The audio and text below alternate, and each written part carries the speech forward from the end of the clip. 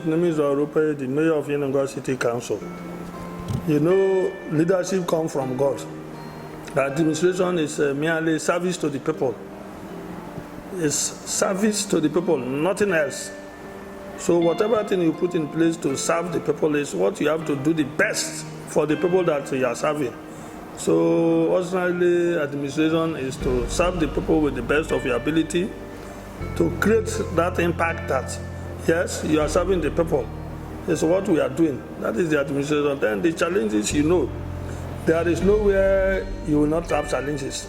There are ups and downs, the time and everything.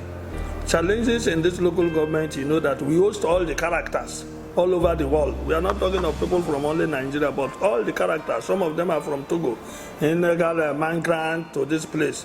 When we see challenges, let me tell you one thing. It is always good to tell the people.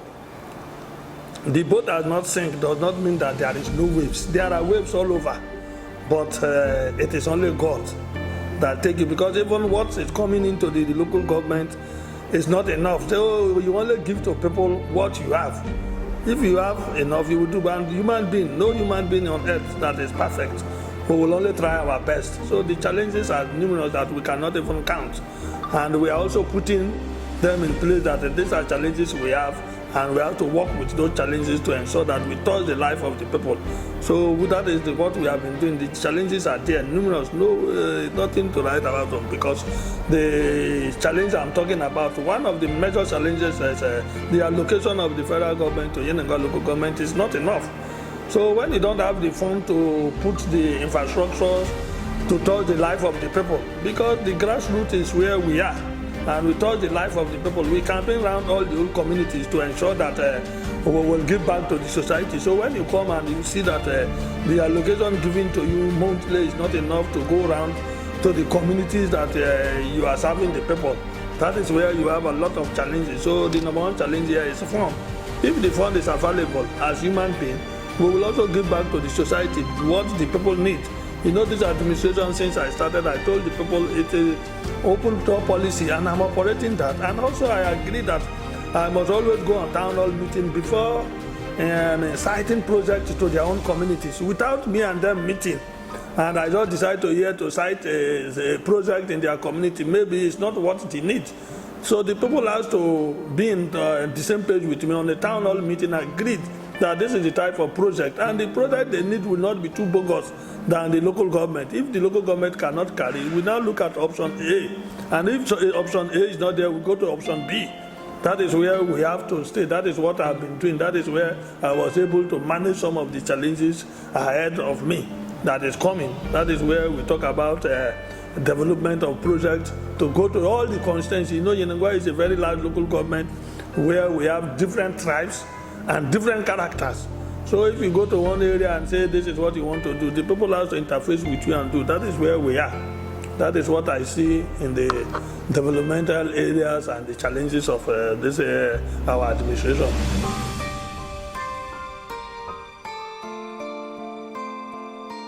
My goal before the end of the tenure, I will be the happiest man if the allocation is improved and also touch the life of the people that I'm serving. That is my goal. My major thing is to give service to the people. So if my people is there suffering and I cannot change the narrative of the people, then the goals I have not achieved. But if I'm able to put infrastructure, mostly for the three constituencies, even if it is one major project, go to their place and touch the life of the people I'm serving, I think that is one of the most happy. I will be the most happiest person. So my goal is to ensure that I put infrastructure on ground for the three constituencies, no matter where they are coming from. I don't mind. It's to bring unity. So the unity of our people here is one of the goals that I want to ensure. Because I'm not a sentimental chairman that if project comes, I will say because I'm from Banekbetema that I take all the projects cited in Banekbetema and did project. No, if one go to consensus 1, the next time another one go to consensus 2, the next time another one go to consensus 3, then we start again. It depends on the need of the people in that consensus and depends on the communities. You know, our communities, when you look at the area, the people that are living in this capital is more advantageous than the other areas where we think of the Biseni, the Okodia, Zarama, where some of the community you pass through River State before getting to them. as if they have been forgotten. No, they are not been forgotten. It's only that we don't have enough. The fund is not enough. If not, we have to focus on more. So my goal is to bring unity among the people that we are serving, then also ensure touch the life of the people. Those are the goals that we may have because of time's sake. If not, we have a lot to count. My goals are the number one thing is the unity among the people to ensure that we are one. That is a measure one. Two, talkness of when you want to serve people, you campaign and told people that you want to bring this, you want to bring that, and throughout your tenure, you didn't make that impact to the people in the rural areas that you can't meet up. That means you have not achieved. But if you're able to touch the life of those people in those far end of the local government, then I think my happiness, so that when you are leaving office, you know that no matter what they said, I was able to serve my people, and the best I did was to bring unity, ensure peace, and also infrastructural development is come to the people. These are the key three things I see in my administration. One is peace, unity, and ensure that there are projects going around all day. And we have done that because every councillor came from one ward, and the ward comprised of community that make the ward. So all the councillors have been supervised projects in their various wards and done very well. Then in the executive arm too, also doing projects in the various constituency. But we cannot go to every community, but the councillors have been given major projects to ensure, so on their oversight functions and do it well. Then when they come of youth, unity and human beings, unite them if they have problems. We have been solving all those problems. So I felt that the goals I will achieve is to bring peace and unity and also development to the people of Yenagoa. Those are the goals that I will count on when I'm leaving office. I will be the happiest man.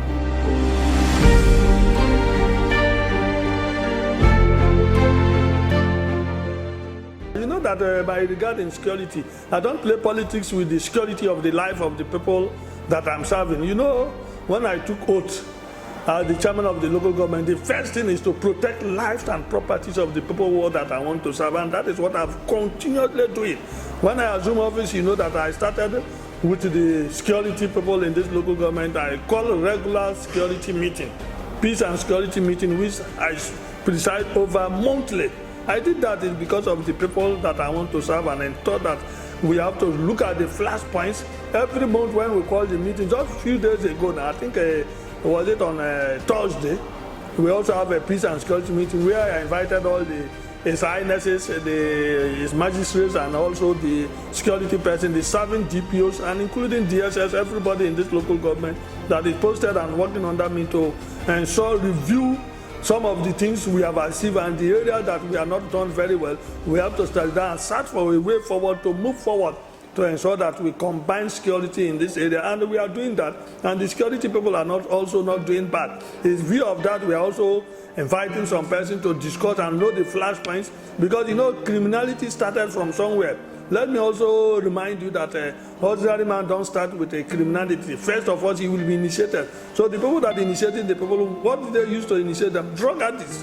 When you are drugged and you don't have your sense again, you go into anything you are doing the wrong thing, but you think it's good.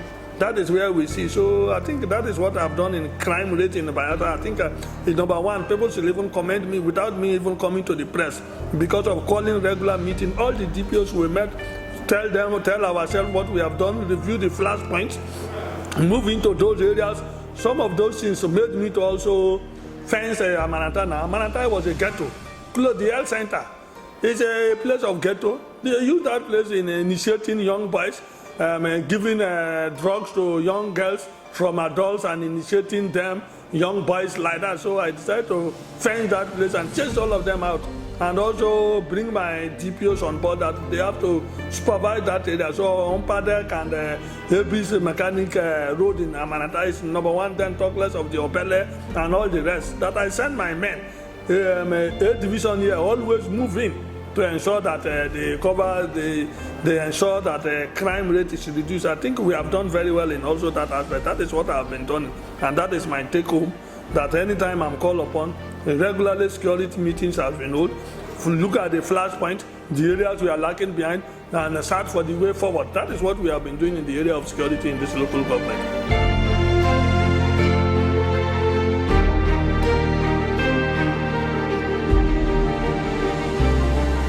Prosperity, administration is a government of all of us. Let me tell you, the number one thing you will ensure that this government is a government that is listening. Prosperity administration is a government that they listen to the people. When the people agitate, you can bring your mindset now, bring your mind down. If you can think of end SARS protest in this federation, the entire country, did you heard of anything in Bayelsa? It's because we have a listening government. This is a government that prosperity has brought to all of us, that the end SARS protest that go to every corner in every state. Bayelsa, we have a listening governor, the people listen to him, we to you too also, anytime, and the man is accessible. So when you see such a thing, what will you say about the government? You as a press people, you should also know that this is the only government that when they even end SARS, the whole country call their people all the rest. You see that the protest did not come to Bayelsa. So prosperity government is a government that is listening and also have the people at heart. And that is what he has been continue doing. And we too are also seeing that what he's doing is where we are today. That is taking us to this point. Talking of is it development you will talk? The man is doing all the three senatorial. We have the central senatorial, the east and the west. All over his projects are going on at one time. How many governors can do it? This is a government that has been listening to the people and know the people and know what he's doing. That is why you see that prosperity government is a government that all of us are happy and have brought even you people to be here very peacefully. And also projects going on in every place that youths are even a little bit restive. When you look at this, the type of empowerment programs they have done so far has helped us and has brought us so far to this point we are. That is what we have in the prosperity government.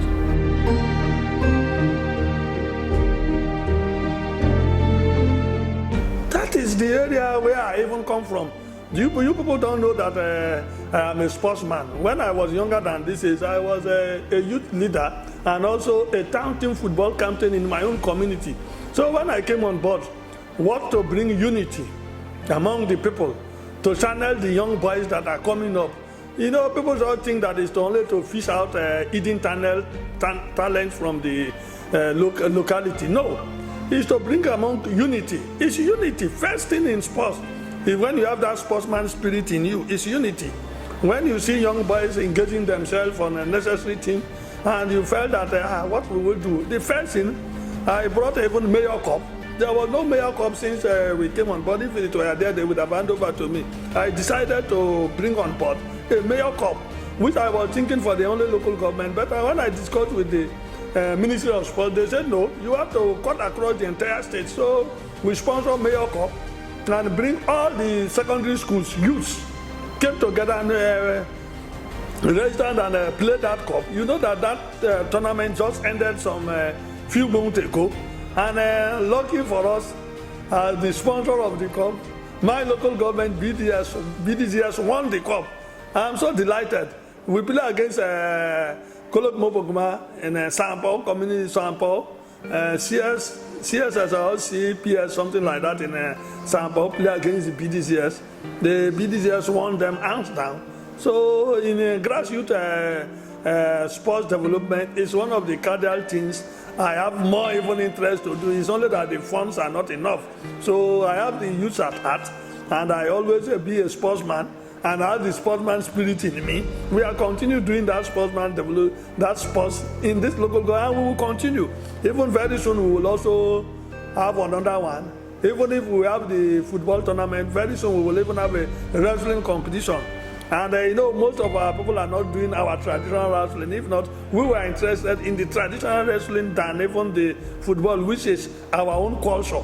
That wrestling is our culture, but the football is a Oyibo culture. But our own culture is the real traditional wrestling. So we are even thinking, looking at the communities around, knowing how many people are interested in the sport. Because first of all, you will hold meeting with the people, knowing whether they can really come out to do the thing for you, because it's not one man business. It's a group of people that put us together. So we are thinking of what to do. Immediately after Xmas, we will kickstart that sports in the communities and the our local wrestling. That is what we think in the sports development in our own local government.